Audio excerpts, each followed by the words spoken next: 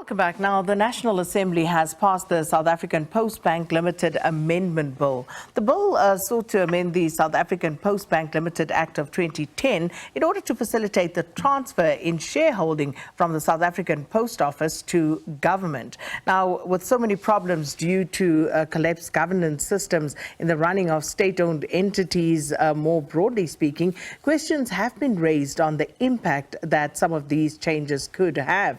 Now, Chartered Accountant and political commentator Khaya Sithole joins us now virtually to discuss this and some other related or maybe even unrelated updates on what's been going on in Parliament this week, including the SIU report on corruption related to the National Lotteries Board and the Mango Rescue Plan process. Khaya, so good to have you with us. Welcome to Morning Live.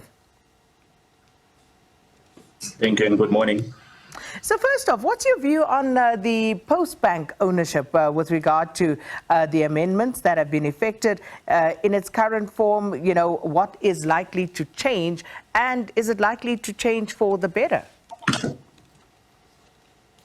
So historically, the Postbank has been sort of stuck in a very awkward ownership model because it belonged to the post office. And the post office, as we now know, has not really been able to really evolve in a manner that enables people to still regard it as a first, a portal of communications. So the post office itself is struggling. Now, why that matters in particular is that banking institutions, which is what the Postbank has been trying to become, they need to have a strong shareholder, or what we call an anchor shareholder, that has very deep pockets, so that should anything go wrong in the affairs of the bank, that shareholder can step in and either recapitalize it or find a way to stabilize it. So if your main shareholder is an entity that itself is struggling to remain solvent, then it becomes very difficult for you to meet most of the regulation expectation from the South African Reserve Bank. So the solution that was proposed a few years ago was to say that if the Postbank is to ever stand a good chance of getting a full banking license, perhaps it needs to find a new shareholder with deeper pockets and with less complications than the post office. So the process has then been to move the Postbank's ownership away from the struggling post office to an entity with much deeper pockets. And of course, we know that the state has got unlimited pockets because they can always borrow or simply charge us more taxes. So what this amendment bill does is that it overcomes that particular hurdle, which means that by the time the Postbank approaches the South African Reserve Bank and does ask for a full service license, which would enable them not only to take deposits, but also to lend money to you and I, then they will not have to deal with the question of, well, actually, what if something goes wrong? It looks like your own shareholder doesn't have the money, because their new shareholder will be the state, which will be able to answer the difficult questions that the Reserve Bank is going to ask at the point in time that the Postbank does ask for a full service license. What sort of difference is this likely to make to ordinary South Africans? Because, you know, where the government takes it upon itself to now take over, you know, the shareholder position there for the Postbank, or whether it stays with SAPO, what difference does it likely make to ordinary South Africans who, by the way, would remember that last year sometime we were reporting about millions of rands going missing at the South African Postbank? So there are two main issues. The first issue relates to the question of the state's long-standing commitment to create a state bank.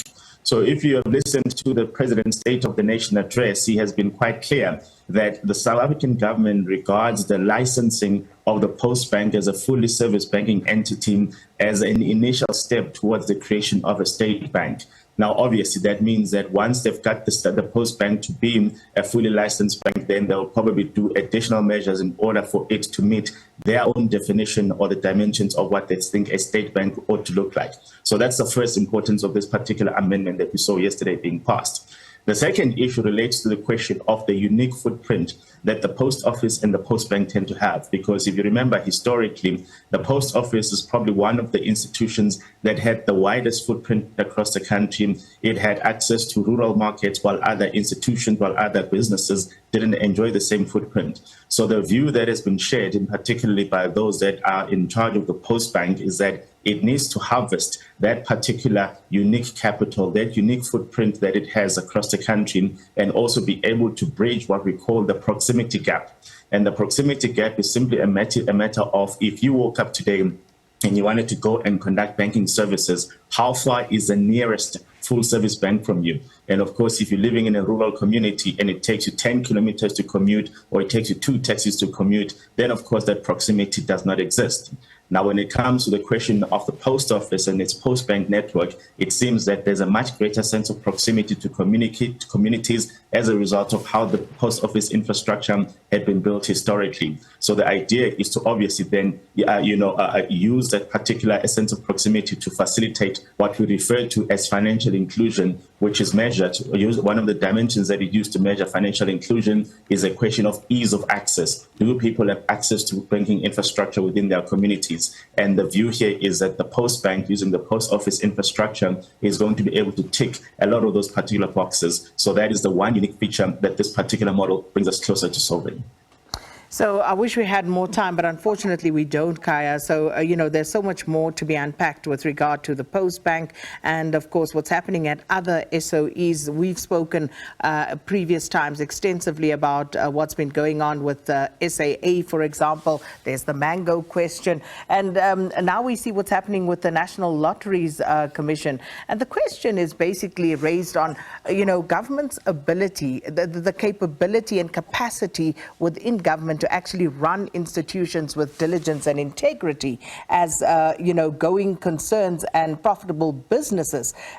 Because now taking on the Postbank against, a backdrop of a not so good reputation of running many of the bigger SOEs, what should we make of that?